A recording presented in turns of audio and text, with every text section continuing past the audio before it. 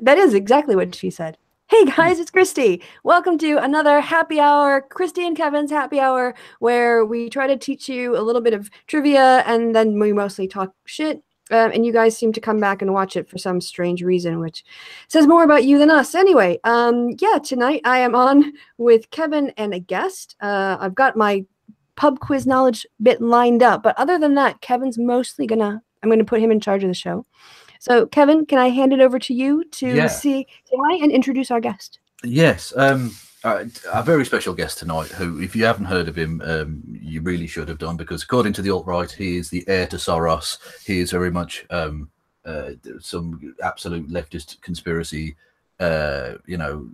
controlling the world man or whatever. He's a hilarious historian and a very witty writer and various other things that are vaguely alliterative. It's Mike Stuchbery or Stuchbery. I'm not sure how to pronounce that. I'm sure it's Stuchbery. It doesn't matter. Doesn't matter. Nobody gets it right, so it's fine. Stuchbery. So, Mike, tell us about you and why you're so internet famous.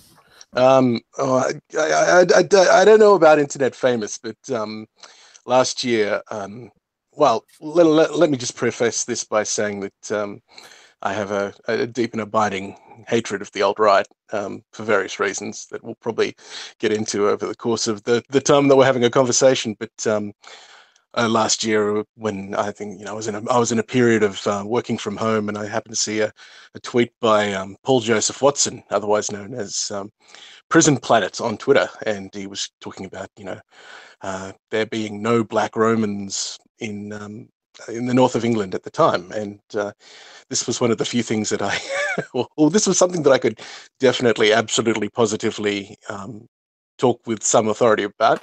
So I happened to talk shit at him for a while, and peppered with a few get fucks, and for some reason it became very popular and went viral, and all of a sudden it was a thing, and that turned into basically looking at the sort of stuff that these guys were talking about history on the alt-right, and how they were using it and how they were sort of weaponizing it for various purposes, and it sort of snowballed from there, and now I'm literally Hitler. Yes, I mean that was the incident that brought you to my attention, because for those who don't know, it's about Roman Britain being multicultural, and Paul Joseph Watson, as subscribers to both my and Kristi's channels will know, he just blathered on, assuming he knew something about the fact, and he didn't, and you were sensational in terms of slapping him down, really, and that's the beauty of it. It's having the facts and being able to depone him and various other people brilliantly. Because I mean, today I noticed you were taking on a small fry such as Julian Assange and Russia Today, which I thought was quite I was quite surprised to see them actually respond with the. I had another life as a teacher, and at one stage I made the mistake of writing a blog post in which I was talking about bullying, and I called it "I'm banning banter," and that gave me some small degree of notoriety. But Russian Today obviously had sort of picked that up and had said that it was, talking to them, and I was making a joke saying that they've got their own shit version of BuzzFeed now, and they just said it was just banter. So I thought that was pretty funny. that is pretty funny, because you think to yourself, well, aren't you supposed to be news, at least in theory? That's very peculiar that they would have, like you say, it's a kind of it's a shit BuzzFeed. It's brilliant and cool. It's so obviously propaganda, because everything is the Russians are perfect in every way. It's all very very amusing. So how, other than Paul Joseph Watson, what got you inspired or interested in taking on the alt-right? That's a good question. For a long time, I was a history teacher for about 15 years in Australia, and then I was in Germany for a few years, and then I came over here. And one thing that's really interesting is that there's a big difference in the way that history is taught in Australia, considering our colonial history and things that went on there. And in Germany, obviously, with the period 1939 or 1933 to 1945, they What went on there then? Did something happen in Germany? yeah, That I've not heard something about? good. Yeah, I'm not sure, but they don't seem very keen to talk about it. And yeah, then teaching history over here, there's all sorts of history wars going on. And during that time, I mean, I've always been a bit of a pinko lefty shit stirrer, and during that time, I just started to notice that stuff that I'd been teaching kids, about the Middle Ages and about various aspects. They started to appear in stuff put out by Britain First, and who else is there? Oh, there's the Knights Templar, who are kind of like a sub EDL group, and they sort of talk about the Knights Templar defending Europe, and I happen to know that most of the sort of from my teaching, I sort of understood that most of the things that they were talking about were bullshit, but they were getting a lot of attention, like one particular thing that I really noticed was that you had all of these kids on you know 4chan and all these different places online using Crusader avatars and talking about Deus Volt and all that kind of stuff, and it turned into a meme, and but the thing is that if they sort of really looked at the Crusades and looked at the Templars and what the Templars were doing, the Templars were, they were businessmen. They had a good thing going in Jerusalem, and in terms of the Crusades, they were killing more Christians and Jews than they were actually getting to the Holy Land and kicking heads. So I started to it was the way that the history was being obscured to sort of fit an agenda. It really ramped up all of a sudden. Yeah, that's one of the common threads throughout the various sectors of the alt-right is their abuse of history. It's, I mirrored a video the other day about their abuse even of the study of history with the use of the term Holocaust revisionist as opposed to Holocaust denier, which is, they are everything about them is just subterfuge and or misunderstanding, because some of it is, I think, genuinely they believe that that history was as simple as they like to make out. But yeah, having mentioned Britain First, what have you made of the Franson and Golding imprisonment and the fact that I think Golding did he have his nose broken or something? Well, yeah, I was going to say first, can I express my condolences to Mr. Golding for having his nose broken. It's obviously a tragedy, and I wouldn't wish it on anyone. But well, Britain First, they've had a bit of a history of. I mean, obviously, I'm not British. Well, I'm a British citizen, but I haven't got the accent. I was born in Australia and spent most of my life there.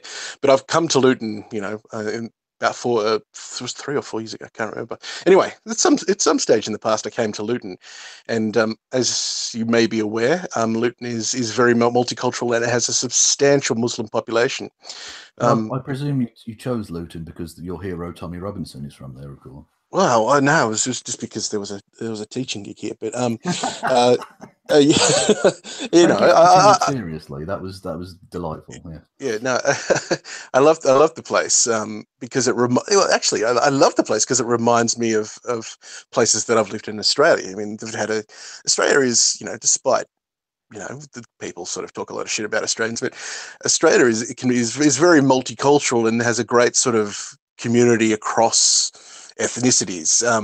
It reminded me of places I'd lived in Melbourne, so I became very fond of it very quickly. But then you've got these two jokers, Paul and Jada, coming in, and basically, the thing that I thought was hilarious is they're running these Christian patrols through Berry Park, and they're sort of talking about, screaming about how it's a Muslim no-go zone, but the majority of the photos that are taken of them shouting and screaming are directly outside a very, very evangelical church. Yeah. So, I thought that was... That's the thing that's surprising to, I think, a lot of British people, or would be if they looked into it properly. It's not just that they're anti-Muslim or whatever, because you can find racists ten a penny, but the fact that they are such hardcore Christian fanatics as well, or they do mosque invasions and things as well, don't they? Well, I think I'm sort of surprised about Britain First is I'm not surprised at all. is the you know, they sort of cling to the whole Judeo-Christian sort of, you know, this is a Christian country, we have Judeo-Christian morals, blah blah blah blah. But you know, they've been done for screaming through a person's letterbox and haranguing a family. Now, you know, obviously, there was a link between. Yeah, I can't remember exactly. There was some link between the family that they were yelling at and the accused in a case, but you know, there's no good reason. There's no good reason for them to be there, and it was plain and simple. It was, you know, racial harassment, plain and simple. So yeah, not very bloody Christian, was it? No, absolutely. And but the point I would make beyond that, obviously, the law they were done under was you know, hate speech law or whatever, and I know that's controversial for some people. But the thing to bear in mind is you really oughtn't feel, even if you're against that kind of law, you shouldn't feel sorry for these individuals, because the thing they did was essentially tampering with the defendants and witnesses in a trial. Three, and they were convicted in the end of 3 child rapists, and they endangered that court case. That court case could have been ruled unsafe on the basis that they've been tampered with. Yeah, absolutely. Yeah. So you could have seen 3 child rapists walk free because of the political stunt done by religious bigots. I mean, I don't feel sorry for a second for these, but even if you're dead against the hate speech laws, and I understand they're controversial, these people are self-aggrandizing, hateful pricks at best. Yes, and I mean that just got me thinking. I mean, you know, it is a publicity machine for them, and you know, Britain First was just basically one name for these guys. I mean, they're also linked to the Knights Templar International and a couple of other groups, and they're continuously sending out email campaigns, you know, trying to raise funds for their various sort of, you know, for their various stunts. So it was, you know, one thing I'm pretty sure about Britain First is that it's not the last that you've heard of them. There's going to be some sort of new, you know, iteration of them that emerges, and they'll be trying the same sort of things because it works. It really works for them. Well, there will probably have to be some new iteration because their leadership has been essentially what's the word I'm looking for? I can't remember. I was going to say decapitated, but not literally. No, I mean incarcerated. Yeah. But I mean, I'm not so sure about that. I mean, because you know, well, and of course, their main recruiting drive was their incredibly underhanded way of putting down, oh, this is just a nice picture of a puppy, and also then, you know, sort of racially insensitive shit on Facebook. But their Facebook groups have now been closed down. Without that basis to get their kind of shit out there, it's going to be difficult for them to really continue. But you've got the thing that I sort of the thing that I sort of, I wouldn't say it's troubling me, but I'm thinking about a lot lately is, you know, these people who sort of are incarcerated for something related to hate speech. There is a shift towards using the free speech martyr defense, and I'm just wondering how it's going to be when they come out, whether they're going to feel emboldened to sort of start talking about how they were free speech martyrs, blah blah blah, and use that as a you know. I'd be surprised if they didn't do that on some level. Because I mean, we've seen it with the likes of Tommy Robinson, who, and indeed this week, of course, with Brittany Pettibone and Selner and Southern, who've been banned from entering Britain. And I'd be interested for your take on that as well, because they, for those who don't know, essentially foreign-born hate preachers, which I thought Tommy Robinson was against, but apparently it's fine when they're white. They were banned from entering the UK. At least initially under terrorism legislation, and that's fine because ultimately Selner has been connected to people who attend SS memorial events and things. So they're dangerous people, and I'm glad they were banned. I presume you're on a similar line. But... yeah, well, I am glad that they were banned. I mean, when you think about these guys, it's I mean, there is the sort of what's the word? You might be forgiven for thinking that they were just, you know, that they're just these, you know, young people, you know, speaking their minds, you know, engaging politically, you know, it's just stunts, it's just publicity. But you know, when you think about, I sort of wrote about this on Twitter today. Last year, it was the generation identity guys, and I think we really need to call them call them the identitarian movement, because Generation Identity is just the British flavor of these guys. They hired a boat. I don't know, I don't know if whether your listeners are familiar with it, but they hired a boat and went out into the Med, looking to stop migrant boats. And there was, yes. and then, I mean, yeah, I've mentioned on my channel that. Sorry, I've mentioned in my channel that they're going about being how they do things legally, even though they were being investigated in 3 different countries for piracy. And I'm they were. Long John Silver piracy, not downloading music. No, I mean they were. I mean, a lot of people just think, oh yeah, they were just, you know, in the background there, sort of waving flags and yelling, "Go home," while, you know, the rescue boats did their thing. But that's not true. They were physically trying to prevent migrant boats from leaving various ports in, I think was it Campania?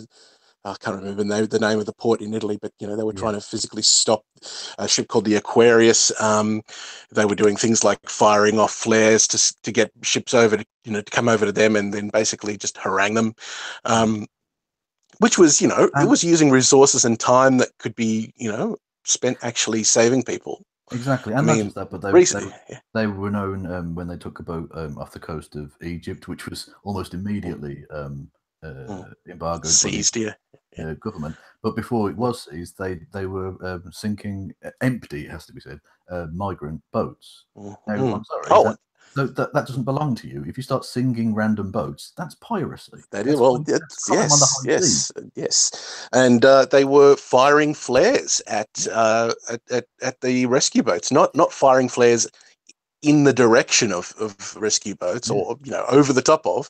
They were firing flares at them, and exactly. That's the point I've made.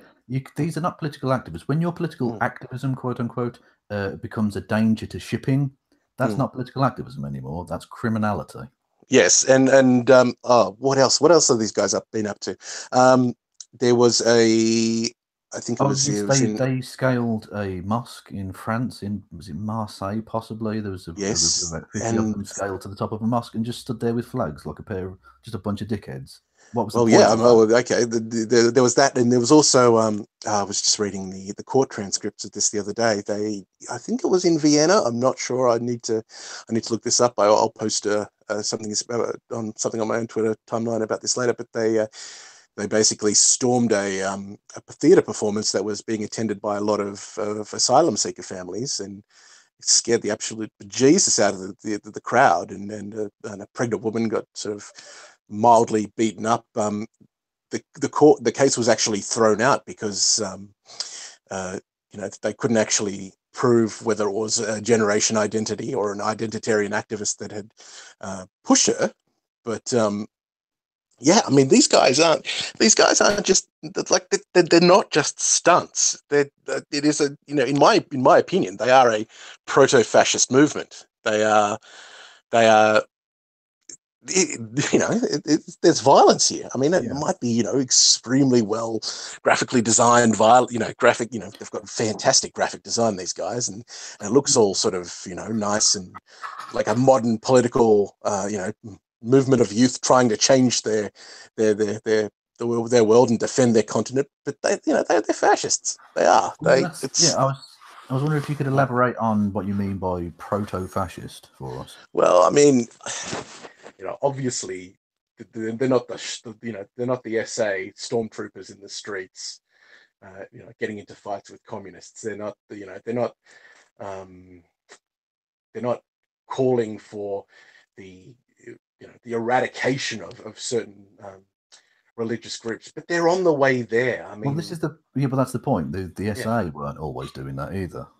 But they got the opportunity to. They did. Well, I mean, let me just, you know, proto-fascist. I'm trying to find the words here, which is stupid because I'm a writer. But you know, they're fascists. They're fascists. They give them more power, give them more resources, and I'm sure that it would not just be, oh, Muslims aren't fitting into our culture, that they're not integrating. I'm sure that there is a raft of other policies behind them that would come out. And exactly. I mean, there was this. I mean, and they talk about, oh, we just don't want them here. We just don't want them in our space. Sorry. You go on. I was just going to jump in to say that one way. Oh, you've gone Dalek. Okay, I'll F5 and come back. Yeah. So yeah, please do. Yeah. But whilst Kristi awaits, a typical woman can't do anything, can she? Jesus fucking Christ. That's a joke, by the way, for anyone new. Any of Mike's listeners, it's a little joke we've got. Where I pretend to be a sexist. Anyway. Which is fine. Apparently, YouTube are fine with that, and I'm sure we'll get into that in a bit. Anyway, yes. In terms of proto-fascism, I think the difference would be that they essentially claim to want to do things peacefully now. But like you say, given them the resources and the power, they would soon start putting the likes of me and you and the Jewish people and Muslims and whoever onto the cattle trucks. Yes, and I mean, I don't know whether you saw the Insight documentary last year, but there are recordings of Selna, talking about the Jewish question and then comparing it. So they had the Jewish question in the 30s. Now we've got the Muslim question. Now, if that's not going to make the hairs on the back of your neck stand up, I don't know what is. I mean, that is. Yeah, exactly. That should be a big red flag for anyone with. I'm reading a fantastic book at the moment called 1924, which is about the year that Hitler spent in Landsberg prison, and sort of talking about how before he couldn't organize a piss up in a brewery, and he was all over the place, and how the year in prison and the way that he was able to sort of play his support, well, not play his supporters were completely bought into it, but they got direction. It was during that time that he was starting to think about more about the iconography of the party, the way that they would appear, the things that they would say, and that sort of time spent in prison was essentially basically a huge incubator for what was going to come. And I see these guys going away and having their little meetings in the countryside, and you sort of hear reports about the groups of identitarians coming together for their little summits, and you can't help but think that they're sort of talking about a time when they've got more support and more for what kinds of things they're going to do. I mean, I that might sound a little bit conspiracy theory-ish, but history goes to show that these things happen. Is my sound better now? Yes, much better. Yes, you are. All right, if I could, on the topic of the proto-fascist, one of the common objections people say will give on places like Twitter is that they're not fascist because fascism ended, the Nazis ended in the 20th century. But what it seems to me is that it's reconstituting itself into a 21st century proto-fascism. So we don't know what 21st century fascism in power would look like, because at least, in the Western countries where we're having these fights, they haven't gained power yet. But those who are setting up the ideology, the framing, the boundaries of what constitutes race now, it's very different what constitutes white in their discourse than the Aryan discourse, right?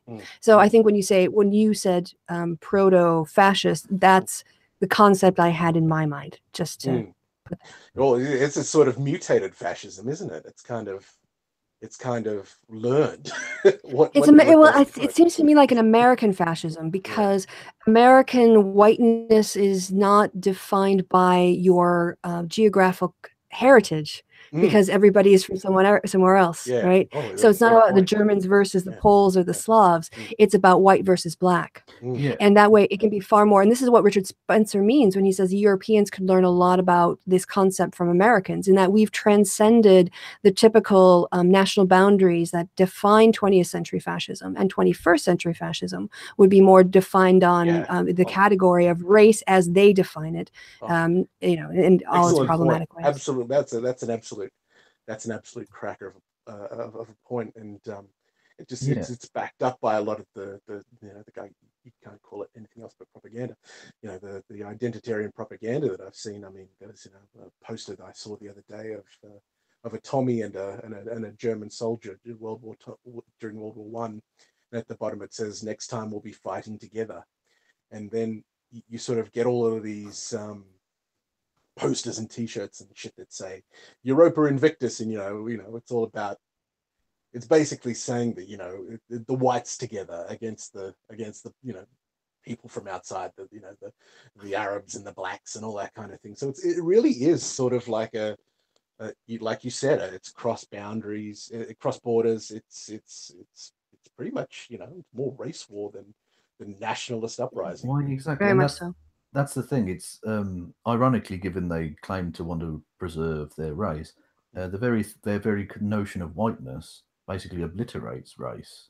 It's just a skin color. Mm. But I tell you what, Just if you want to mess with these guys, you sort of ask them whether you look at the peripheries of Europe, you around Turkey and things like that, and you sort of say, are these guys white? Are these guys white? exactly, yeah. And there's a lot of these guys sort of fancy themselves as sort of, racial scientists, sort of armchair racial scientists, and they'll sort of say, oh no, they're white, this phenotype or this some, I'm crap at genetics, but they'll come out with this long spiel about how these people who have, were at the gates of Vienna in the 16th century, in the 17th century, were actually, whites too, and yeah, and I guess that goes back to the whole sort of weaponizing history and sort of, changing the narrative. So exactly, bring it forward. Yeah, it's very simple. You just ask them: is a Romanian white? Is a Sicilian white? How far? Like, where do you go exactly? Is a Russian white? Well, the answer that Michael Cernovich, I think it was, gave is, if you look at somebody, you can know. You can just, and I think Millennial Woes gave this as well. You just look at someone, which brings us back to, again, the sort of white construction of white as existed in America, because there were people of African descent that passed as white. There's actually a really great drunk history about, I can't remember her name, I feel terrible, but she was a woman. She moved out to California. She was passing as white, and she ended up like running restaurants and owning businesses and marrying a Scottish guy who also had a really good head for business. And then in the census, she listed herself as black, not white, and she hired a lot of black employees and gave them positions of status, and everything was fine until her husband died. And then when he died, the community just shunned her. But yeah, I mean, so if we're going to go by what you look like, well, then they are going to have to devolve into genetics, because again, the argument, the logical loops that they tie themselves into to sort of, classify someone or to bring someone into the fold as white are sort of quite astonishing. I mean, obviously, both the left and their right have their various ways of, their sort of rhetorical tools to sort of bog down people in conversation. This is a big one on the right that I find, it's easy to mess with the right in this way, is to sort of say, to play this game. Are they white? Are they white?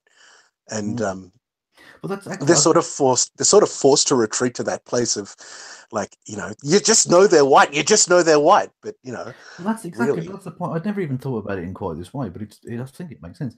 They claim to want ethnic purity or whatever, but actually by saying you can just tell by the way they look, you remove any notion of race or ethnicity. It's just a skin color.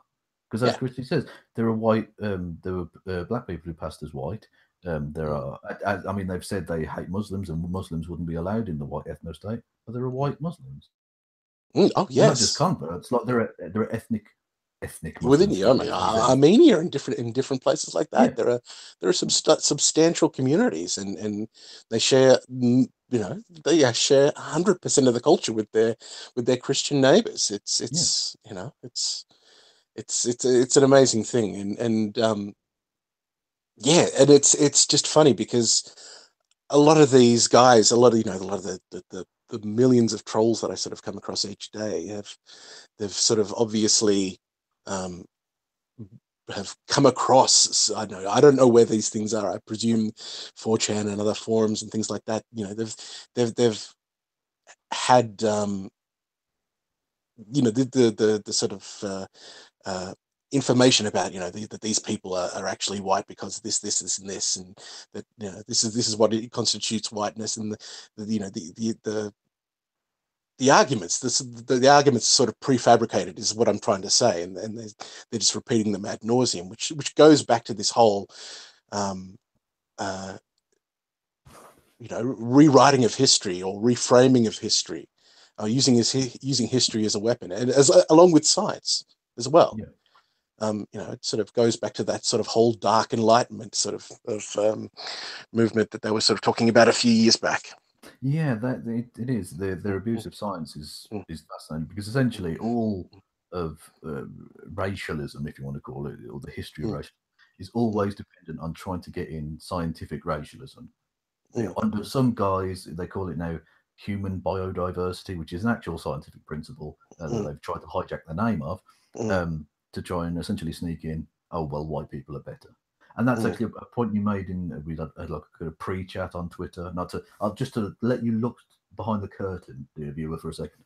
A little brief chat, and you mentioned in that Twitter chat about the way in which the kind of dog whistles of the alt-right are fascinating, and trying to sort of decode some of the language they use. And I think you do that quite well, actually. What are your sort of not favourite, least favourite, I suppose, is probably the most apt way of describing it. Dog whistles that the alt-right use.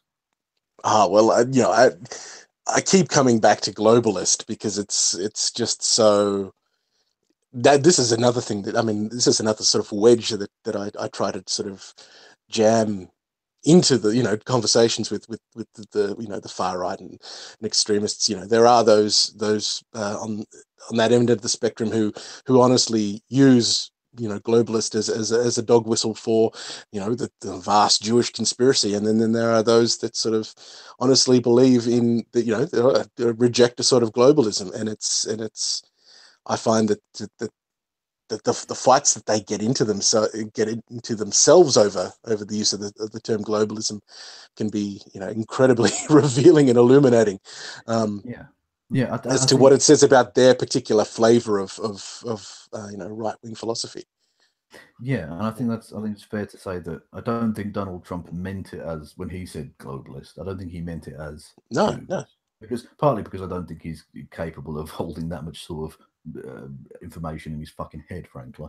But I think a lot of the people on the alt-right do, and I found it fascinating that I did a video the other day about Sargon of Akkad, who made that point, the same point I just made, basically, but also said it's the one example he gave of a globalist was George Soros. So wait to disprove it's not about Jews, you fool. Like, who's the center, the very absolute apex of this globalist meaning Jew thing, basically, isn't it? It's a repackaging of it's essentially a modern, simplified version of the learned elders of Zion. Yes, the protocols of the elders of Zion. Yes, it's I find that it's yes, it's sort of boiled down to its essence there. I think I'd have to say that, I mean, I could think of other dog whistles, sort of pertaining to perceptions of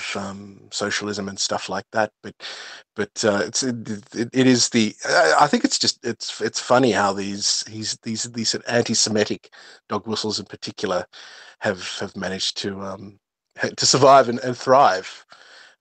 Considering the history of the 20th century. Yes, it is actually. Kristi. Yeah, there was actually a question from the chat. Guy Pierce wanted to know, a sort of a thought experiment, if a crazed cult leader came up with a white nationalist Islam comparable to positive Christianity, would white nationalists embrace it? And at what point he thinks, at this point, I think they probably would. So I think the question could just, they seem to be willing to take on board anyone who helps with their agenda. So people who are biracial, people who have a different, ethnic background from them, they're very flexible in their allyship. So this person is asking, maybe also inspired by, the Kevin question to Richard Spencer, if he was a white person who converted to Islam, would he be allowed in the ethno state? Being told he wouldn't. But is the problem, if there was an Islam that they could appropriate, do you think they would do it? Well, Mike, do you want to... that's a good one, and I'm just trying. I'm sort of racking my brains to think of a Christian denomination or a like a sect that would meet those criteria. But I don't know. I mean, somehow I think that they've co-opted a lot of that stuff in the traditionalist movement. The trad life and all this kind of thing. It's maybe it's not in terms of the religious faith, but the sort of values and the sort of imagery and the sort of the female and male archetypes that sort of are embodied in a lot of these kind of things are sort of brought back in, you know, with some of these alt-right tradition trad life what's the word espousers. So yeah, I think they would, if there was, they really would. I mean, there's a lot they agree on in terms of patriarchy and the role of men in society. Probably not in terms of, you know, I'm just trying to think. I mean, it's there are, like, you know, the right isn't one beast. There are all sorts of, you know, there's different sort of flavors and strains, and they're not all looking for the same sort of thing. But I think that, you know, if we're talking about an extreme right trying to create an ethno state, yeah, of course that they'd take it on board. Yeah, I think they wouldn't accept it if it was called Islam. If you called it something else, they would, because they've got this sort of instinctive reaction that anything Islam bad, all Muslims bad, you know. But in terms of some of the core aspects of what they are and what they believe, I've said before, if they were really that interested, if they could get past the brown people thing, they'd really enjoy the government. Well, I mean, you know, think about this. I mean, I'm in no way comparing this, you know, Islam to Mormonism, but think about the history of Mormonism. Think about, you know, Joseph Smith and Brigham Young and the trials and tribulations that they went through during the middle of the 19th century, at the dawn of Mormonism, and how that sort of manifested itself in you know, a sacred text, and how fundamentalist Mormons cling to those texts. I mean, the same sort of narrative. You know, this, you've got some of the same sort of stories and the same, well, not the exact same sort of stories, but the same sort of, what's the word? I'm having real trouble today with the words. The same sort of archetypes, the same sort of narratives, the same sort of arcs in the holy texts there. So, you know, yeah, they probably would. You know, if there'd been someone else who'd sort of come up and sort of said, you know, you have to live this way. You know, we're going to go to the Salt Lake. You know, we're going to go out into the desert, and you know, these are our 5 pillars of living. Yeah, and they were still around. Sure, I'm pretty damn sure that the alt-right would sort of embrace them. And I mean, there are, I mean, there was Wife with a Purpose. Yes, yeah, yes, she's a fascinating character. Yeah, it just sort of brought it right back. So yeah, nice segue. But you mentioned that you stumbled upon a thing that I find it fascinating with these people, their use of their broad sweeps of, like, the imagination, essentially. When you said they'd go to Salt Lake City or whatever, one of my favorite things was with the Richard Spencer thing, was when he was going about just giving Florida to the black people. They can go and have like a black ethno state in Florida. Never mind the fact that Florida is already inhabited by lots of different types of people and stuff. They're essentially kind of trying to play a sort of fantasy manager, but with an actual country. And like Crusader Kings. And I just want to give a shout out to my friend Stefan there, because he's a big Crusader Kings 2 fan. But yeah, it is like Crusader Kings 2 for them. Going back to Spencer, the thing that somebody emailed me a few weeks ago, I can't remember their name, but I'm just saying hello to them because they're probably listening. They said that they were talking, Spencer was going to come. No, that's right. Spencer was going to come to Michigan and talk at the university, and she didn't get in, but she was going to challenge him by talking about the notion of non-violent ethnic cleansing, or peaceful ethnic cleansing. Mm-hmm. And somebody challenged him and asked him, "What do you consider peaceful ethnic cleansing?" And he was talking about the expulsion of ethnic Germans from Silesia and Danzig and those sort of areas immediately after the First World War. And he was saying, they just packed up their stuff and went back to Germany. And yeah, sure, they did in huge numbers, but it wasn't free of violence. People were literally sort of, kicked out of their houses and in cases burned down, and people were hurt, people were beaten up, people were killed. Yeah. And he seems to sort of think that he can just sort of say, yeah, okay, this is how it happened back then. We can do the same sort of thing. No, there is no such thing as peaceful ethnic cleansing, and to sort of suggest that it is, shows a profound misunderstanding of history and how these things work. Exactly. It's not a misunderstanding. It's a purposeful, as we discussed earlier. I think it's a purposeful I'm not, twist. to be honest with Spencer, I'm not sure. No, I think he's clever enough that he knows that the idea of peaceful ethnic cleansing is nonsense, as can be shown by every example of any attempt at ethnic cleansing. Name me one that was peaceful. You can't. It's not possible, because ultimately, as we've seen with, I mean, the ultimate example being, of course, the Holocaust, the conditions beforehand were made so terrible for Jewish people that essentially the German government were hoping they'd all just fucking leave, because obviously they didn't want to have to pour the resources into, killing them. They didn't care about killing them. They just didn't want to have to waste the money, I suppose. The way waste the bullets, yeah. But even then, they would, all their property was taken. They were put into ghetto. They were everything, absolutely awful. And yet lots of them decided to stay, and that's always the case. People want to stay where they're from, by and large. Yeah, people have ties. People's ties to the land are often more stronger than any national, or any national ties. So exactly, and especially in that corner of Europe, especially when you're talking about people in areas of Silesia, Central Europe. They've been fought over so much that the nation of statehood can often just go. It does often go out the window. People are just tied to their farm, the valley in which they live, the towns in which they're sort of hanging around. So to sort of suggest that it's, it was probably, in my mind, it was a terrible example. Yeah, exactly. Yeah, and even in the modern world, where you've got more mobility and all the rest of it, Germans will describe themselves as Bavarians or whatever. It's the people, that kind of regionalism hasn't gone away at all.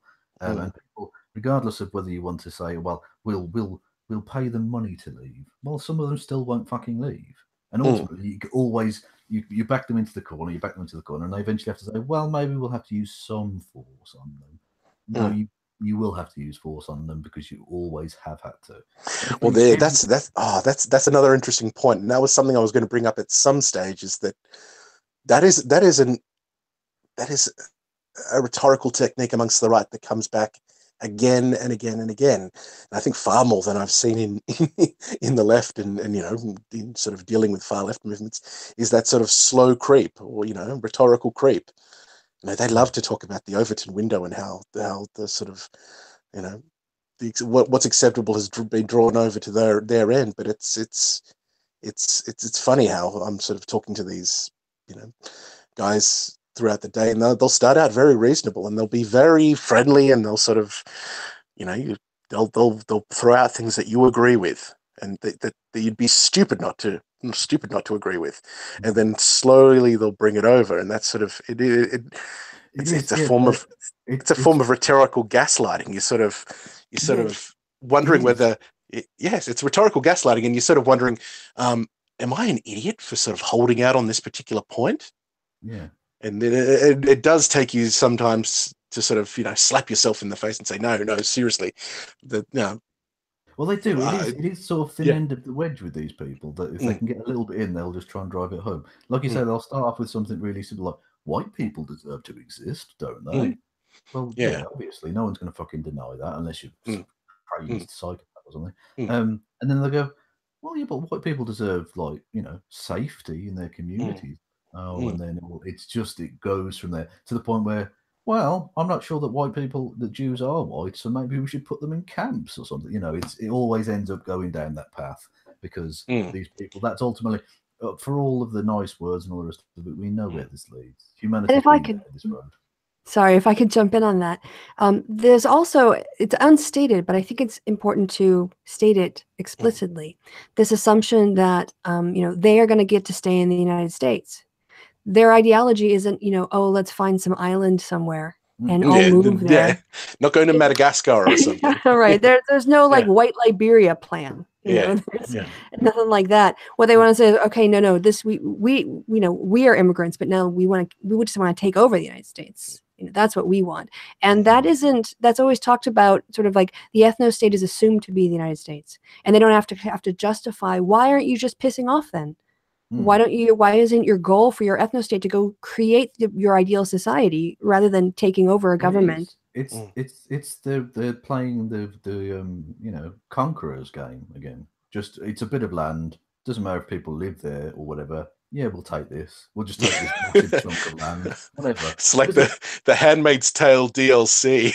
Yeah, exactly. Yeah. They can just carve up the land. It doesn't matter because in a video game you can do that, and these people exist in this crazed world And where that anything is possible. I think a really important point is that a lot of the people that, Spencer and these outright guys and, with their internet culture is appealing to, that's what they understand. They understand. They've sort of grown up with these sort of RTSs and strategy games and carving up a place. I mean, it sounds a little bit silly, but when you think about it, the notion of this is what we've got and this is what we'd like to turn it into. Sort of fits that strategic sort of video game mindset that a lot of these kids have grown up with. So it's uncomplicated, and I'm not saying across the board, of course. # not all Nazis, but a lot of them are not the most incredibly intelligent or educated of people. And it's a very simple way of explaining to them in a way, like you say, they understand. They understand the very basic dynamics of, well, we can just take this massive chunk of land. The practicalities of that are just ridiculously complicated, and it's impossible. Well, another example of that is this, and it's been coming up a lot with me recently. Is that we'll be? I was talking about this today in relation to Pettibone and Selner being denied, and I was sort of talking about, I can't remember what the specific legislation I was referring to, but I was saying, this is voted for by your representatives in Parliament. You send those representatives to Parliament. You make that choice. They're there to do the sort of arguing for you. And these guys are sort of saying, well, democracy is obviously failing. We need, it was kid after kid after kid, because they all seem to be kids. Was sort of saying, democracy, we need something else. And okay, yeah, cool. All right. We find something better. What are you going to find? What's it going to be? Have you thought about it? Okay. What does an ideological, a political system or a system of government that represents the will of the people look like? Come on, political scientists, tell me. Yeah, exactly. Yes. Exactly. There's nothing beyond, ironically, skin deep analysis of the situation. And the funny thing is, when they do, it sort of starts to sound like socialism. Yeah, exactly. It does a bit. Well, wasn't it Spencer who was talking about the sort of guardian class who would be sort of bred to run everything so that people could get on with, being their slaves while they ran everything? Sounds like a technocracy. Yeah, he's talking about there being a class of people who were born to rule. I mean, he's talking about some sort of medieval monarchy or something. But he's talking, you know what it sounds like? It sounds like, Plato's Republic, with the philosopher kings. Yeah, exactly. Yeah. But they're not exactly, they're not exactly philosophizing all day. They're just sitting back, drinking sweet tea and, being white. Being white, Being white, being right. Watching Man in the High Castle, whatever. I don't know.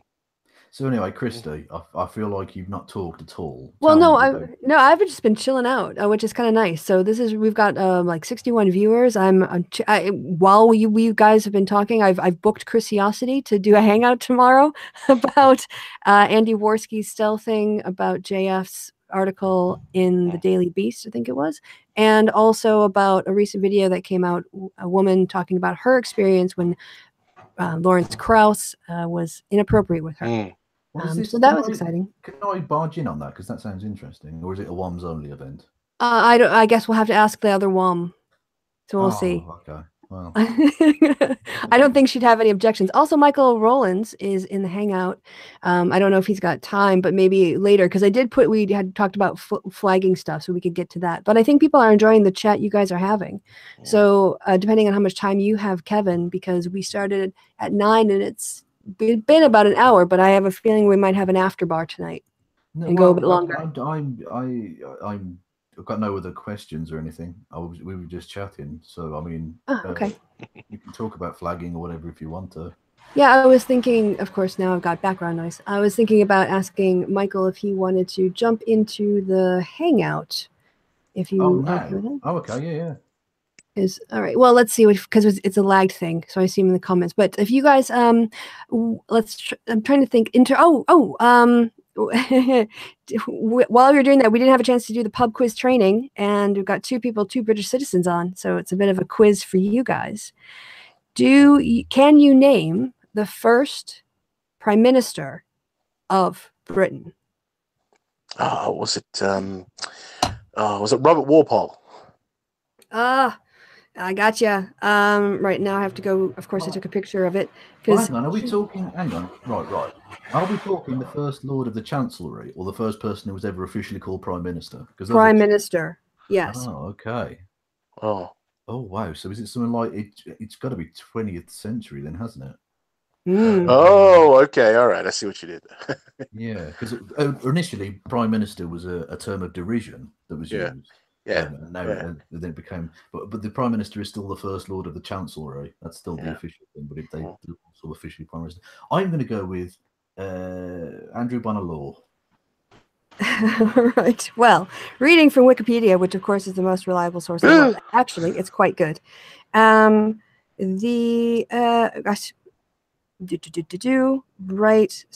Dang, I had it scrolled up and then I didn't have it. Damn it. This pub quiz is rubbish. This is terrible. I'm terrible. Oh, it's scrolled down a lot. So strictly, the first Prime Minister of the United Kingdom of Great Britain and Ireland was William Pitt the Younger. Oh, wait. But officially, the post was created in the 1900s, and the post of Prime Minister was then they generally recognized. Then Sir Henry Campbell Bannerman was the first Prime Minister. Oh, I doff my cap to you. You did well. I don't know why I said Walpole. Because modern historians generally consider Walpole, who led the government from 1721 to 1742, as the first prime minister in that sort of role. And also the longest serving by that definition. But by the new definition, 20th century, then Margaret Thatcher is the longest serving prime minister to have officially been referred to as such. Yes, Margaret Thatcher. Yes. On a British prime ministerial note and trivia, the only British prime minister to be assassinated. Can I say? Is it? Yeah, absolutely. Spencer Perceval. Spencer Perceval, absolutely. Not well known, not remembered very well. And I'm just trying to think of why was he shot again? It was somebody who thought he was being just something about gambling debts and I can't remember. Anyway, it was something like that. And two reasons why it's possibly the most British of assassinations ever. Firstly, the assassin didn't try to escape. He didn't do a kind of escape act. He just went and sat down exactly where he was before he shot him, which is brilliant. He just waited for the police to come and politely arrest him. And the post-mortem was done in a pub. Oh, that was that. Yes, that was a fairly common thing actually. It was to take a person a deceased person and sort of basically take them to a bar, clear the bar, and put them on the do the thing right there. So at the time of Downing Street, and he was taken there. And that's where they did the post-mortem on him. So there we go, delightfully British assassination for you. Anyway, is Michael arriving? And by the way, Michael. Oh God, there's two Michaels I'm talking about now. Mr. Stooch, the Stoochmeister. If you don't have to stay around for that if you don't want to, because it might be a bit boring and a bit YouTube drama-y, but you can absolutely if you wish. Okay. We're going to be talking about the alt-right have flagged my channel. I've got 2 strikes, so I've had to, and I should address the audience. I've privated all of my videos on my channel because I've got 2 strikes, and a 3rd strike would take the channel down. So to protect it, I've essentially mothballed it until all the appeal and all the rest of it. And Michael's channel has had 3 strikes on it, and it's possible that he's gone now because he dared to attack an Australian of a slightly different political stripe than yourself. Who are they? Are you aware of a YouTuber called Bearing? I've heard the name. Yes, Yeah. but no, I'm not as familiar with the world of Australian alt-right YouTubers as I'd like to be. He's not technically alt-right as such, but he's happy to play into that kind. He's a useful idiot type kind of. Oh, there's a lot of those useful Yeah. idiots around. Well, it's very profitable at the moment. It's very in to have. Oh yes, classical liberals and free speech warriors. Yeah. The free marketplace of ideas and all of that. But I mean, as we can see by the fact that Baring did a video on Michael, I'm basically doing Michael's job for him. If he ever gets this is it. Sorry, so I'm watching the chat on my phone, which is set up, and it's very far away, and I think I misread it because it's very small font on my phone. So I think we can just be wistfully longing for Michael. You can go ahead and speak for him on this case, because I think that that was my error. If I speak on behalf of Michael, I'll just say, yes, please. Hello, I'm Michael Rowlands. I'm a rubbish guest on the happy hour. I'm glad they improved this time.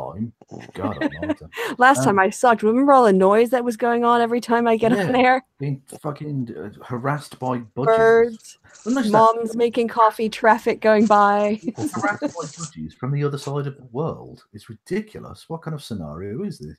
It's like a fucking a mad dream or something. He actually dragged the cabinet that had the budgies in it into frame while he had it on mute, just to show us the budgies while they were screeching their heads off. And then I do hope he hate them because they're so anyway, tasty. yes, Butter and garlic. Yes, he did a video about Baring, and Baring responded, and within a week, Baring's fans had flagged down 3 of his videos. Actually, well, technically 4, and he had one overturned on appeal, and hopefully he'll get the 4th one overturned on appeal, so he'll get his channel back. But it's all very unsavory. Oh my god! Oh my goodness, guys! I just wanted to let you know, RT have started to they've responded to me about the banter thing, and there was someone was just describing it to them and explaining the situation, and they said, "Oh, we know." Oh, what does that mean? That's quite menacing. I don't know. Well, they knew and they printed it incorrectly anyway. Is that what that means? Oh no! They happen to know about the situation that I was talking about before with the whole banter thing, and so they said, "Oh, we know about that situation." So yes, I mean, yes, I'm probably on a list somewhere now. Yeah, well, exactly. When Vlad the Impaler comes into the West, I think me and you are fucked, frankly. Oh, well, do you guys want to talk about this? Because I've linked this before. Putin's support of white supremacy in the United States and his recent comments about maybe the Jews were behind the election meddling. Oh my goodness, yes. Yeah, I mean, there's an active, like a proto-fascist sort of on this racial lines. Putin finds it very convenient to use these divisions in the West to destabilize us and to paralyze us through. He's a racist prick himself, of course, but I don't think he's like necessarily an ethno-nationalist or whatever. It's just he's hijacking. Yeah. He's hijacking the increased support and belief. How do I put this without being offensive? So I have to say that a lot. He's sort of weaponizing the Russian Orthodoxy's liturgy that still talks about the Jews being responsible for the death of Jesus as a major as a major tool in bringing these things. I mean, because I don't know if you guys read this, but the Patriarch of the Orthodox Church is currently on the panel of an inquiry to see whether the Russian royal family were actually the victims of ritual murder. Oh wow! Yeah, look it up. It's crazy. But I think, I mean, obviously that's not something that's playing overseas, but at home, he's definitely sort of bringing in not only far right political extremists, but far right religious zealots to sort of to consolidate his support at home. Yeah, if you know what I'm saying. They are. He's only really playing to his internal audience. He doesn't really care outside. And he's just doing what he can to destabilize the West in whatever way he can. And externally, he presents himself as like white Christian nation to white supremacists who are white Christians and saying, hey, we can join forces against Islam, right? And protect the West and protect Christian. And it's interesting how much Judeo-Christian stuff I've seen recently where it's been sort of articles about talking about Vladimir Putin and his, talking about, oh, this is how he found Christ. This is, this is his confessor. We're having his confessor talk at our mega church, etc.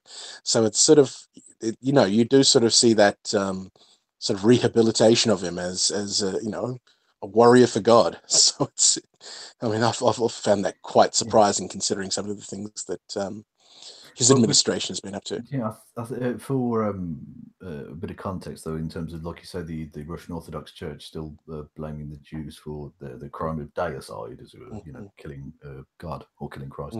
It was only, I think, was it 2004 that the Catholic Church absolved the Jewish people, and not just the Jewish people at the time, all Jewish people ever, of the crime of deicide. So very, very recently. So it's not just like, oh, the crazy Russians, these Eastern types. Like it's Christianity of all stripes has had a really nasty is it blood rivalry or whatever it's called? Well, there's the blood libel, which is the belief, that the Jewish people use, or at a certain time, such as Passover, use the blood of Christian children to create, various, I think it was like a wafer or something like that. And I mean, this is interesting because, I mean, if you're listening to this on Friday, the 16th of March, it's the anniversary of a pogrom in New York, where 150 Jewish people basically locked themselves in Clifford's Tower and committed suicide and set fire to the castle rather than be killed by a mob who were had been basically telling those stories about them. Oh, wow. Jeez. Yes, I mean that there's actually quite a considerable history of that of pogroms in medieval England. So yes, I mean that's something I've talked about before, and I just find it absolutely astounding that you will come across people on Twitter in 2018 who will actually bring up the blood libel as a thing. It's astonishing, and even when you sort of bring up the teachings of the Catholic Church, and when I think it was in the 60s they said no, that they sort of said that there's none of these little I mean one of the big things is that throughout medieval England, there were a couple of, and European history, there were these children who were supposedly killed by these sinister groups, and they were made saints. And in the 60s, the church basically came and said, none of these guys actually existed, but they will swear up and down that it happened, and they'll sort of find all these strange sources that sort of talk about them, and yeah, it's really depressing. And you sort of wonder where it all came from. If I could, go out of history and come back into the modern day, because I'd be interested in your takes on, on the government's reaction to the assassinations from Russia. And in particular, it wasn't like the fact that they reacted that struck me. We also had this about a decade ago, or was it the guy who was poisoned with radiation who ended up dying? I can't say his name. Right. Yeah. What surprised me was that the government referred to it as a chemical weapons attack or a chemical attack, and that really changes the nature of it. And I wanted your impressions of that as residents of the country. Yeah, it's I mean, I'm trying to think about.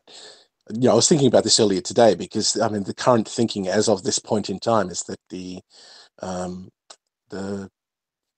chemical weapon is thought to have been put in the daughter's luggage, not in England. So we're talking about the most recent one, not Litvinenko. Yeah.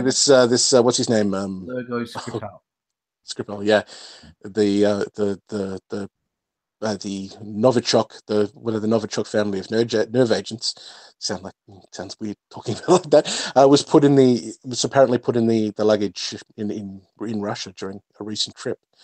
So yeah, I don't know what makes it different. I'm not sure. It does.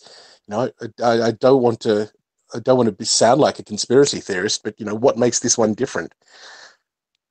Why didn't we have this with Litvinenko? Yeah, that's kind of my question. I mean, and maybe it was because, at least in the first one, the weapon, the chemical was sort of put on a door handle, and it got on other people, and so other people had to be treated. And so, but calling it a chemical weapons attack in that way internationally, really does frame the discourse between the countries differently. Well, yeah, words matter, don't they? And I think that I think I'm fairly sure that it's a deliberate. It's a deliberate thing that they're doing here in calling it a chemical weapons attack. Very much so. And I mean, it's a bad time to be Brexiting. The more I think about it, the more I start to sort of ask myself, what's changed? What's the difference here? And I mean, these things aren't new. The Russians' predilection for assassinating people has been around for a very long time. Their use of interesting weapons. Yeah, I think what's changed is the sheer overweight, the numbers involved. Because I mean, we've got another case here in Britain as well.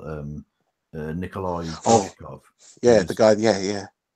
So another murder of a Russian that's been dealt with as suspicious. Now that might turn out to be nothing, but they all might turn out to be nothing and then turn out to be quite something. It's just the overwhelming weight of it now. I've been saying for a long time, we're already in a Cold War. It's about time that the establishment actually fucking woke up to it. Well, I think there's also the fact that people are much more aware of the Russian playbook, so to speak, these days. Their influence in foreign affairs. I mean, they can't compete necessarily on a military scale and a resource scale. So this is people are aware of the way that they've been manipulating and playing with elections, Brexit, things like that. Yeah, they might be able to compete with America if they help elect someone who destroys America. That would be a thing they could do. And similarly with Brexit, if they can break up the power block of the European Union bit by bit, that's why they've been pushing. Well, I think what I'm trying to say is that their efforts to sort of destabilize are more visible and more understood, and sort of coupled with an incident in which two people are in critical care and quite a number of people had to be rushed to hospital. I think that sort of really amps things up. Yeah. Exactly. Litvinenko was injected with a polonium dart, wasn't he? Well, not a dart, like a little ampule of it from an umbrella. So there's no chance of it sort of going anywhere. But him. Yeah, that's the thing. I think the fact that innocent people were involved as well. Like, no one feels that sorry for like a Russian spy because they're seen sort of in popular culture as like, well, it's a Russian spy, whatever. But when ordinary people start going down, you think, well, actually, this starts to feel like an act of war, frankly. Yeah, I mean, a lot of it needs a lot of the response is, it's expected, considering the circumstances of what happened. I mean, the government has to seem to be responding strongly and harshly, and I think that necessarily means ramping it up a bit more. Yeah. But that's the thing. It's not. Look, I don't want there to be. No, I don't want there to be war or even fucking bad hostility. But ultimately, that takes two to make that happen.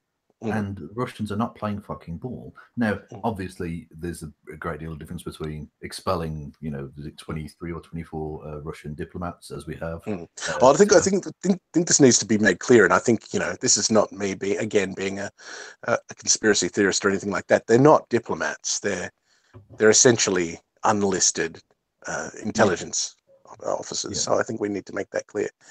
Yes, so I mean, it's not as severe as it sounds. No, but okay, let's we'll just say 23 Russian nationals then. Have been expelled from the country, which in diplomatic terms is that's not without its merit. But I can't see that it's going to scare Putin in the slightest. What we actually need is a supposed fantastic fucking #1 ally to actually impose the sanctions that they voted to fucking impose on Russia, And eventually, I mean, it sounds harsh, but nothing else seems to work with them. Starve them back to the table because they're not interested at the moment because they know. Well, I think. Well, if I could on that, one, Trump finally implemented some sanctions that related to Russian election meddling, but a news report came out in the last day detailing Russian internet attacks on things like power stations or power plants in the United States. Funny how that all came out, yeah. Right. And so we have to also think like a Russian. Anybody can outwit an American was a phrase that came up in our international relations courses. Putin is thinking in decades. We are thinking in 4-year cycles. And he is playing the long game, and he has an agenda, and he wants to destabilize us so he can do things that he wants to do, build up his military, return Russia to its former glory. And so I think that we aren't taking this threat seriously enough. We are under attack. Our government in the United States is not responding. The Republicans are not likely to defend us in any meaningful way. The president certainly won't. And so, yeah, we have a real crisis of our democracy because of complicity due to partisanship and a really, really wily opponent. And I mean, today it was funny here in the UK. There was a trending topic. Putin hits back. I think it was. I can't remember the exact wording. It's all these funny things, all these funny reasons. It was Putin punishes UK. Oh, that's right. Putin punishes UK, and a lot of it was very funny. But I think a lot of people aren't taking it quite as seriously as it could be. I mean, there are, you should start thinking about putting, things that you don't necessarily want to lose in terms of your data somewhere safe. And and the RT was talking about this the other day. There was talking about the fact that they could turn off the gas at any, so I think, I can't remember what it was there. Well, it wasn't RT, it was another media. We're talking about another media outlet. We're talking about the fact that the gas could be turned off at any minute, and it would all be very cold, and all the problems that causes. And RT immediately came out with a story about how that had happened a couple of weeks before, and the Russians had sort of brought a tanker full of gas to the Britons. So yeah, I mean, it's. I think we need to take it a bit more seriously than we are. I mean, I don't want to sound like rabidly anti-Russian here, but there are ways in which they can mess with it.